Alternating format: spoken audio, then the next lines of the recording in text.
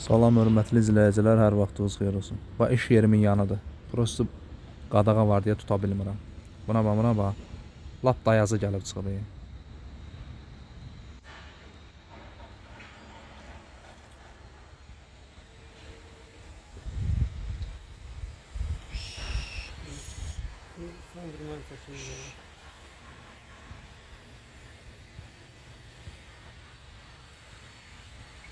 Ağa var, düzgün üzür.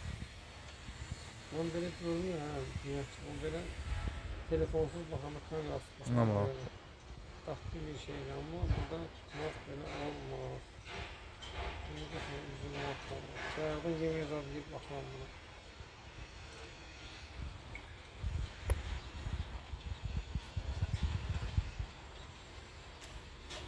ən azı 1 kilo yarım var. Aqon balıqçıdan çəksin bilir.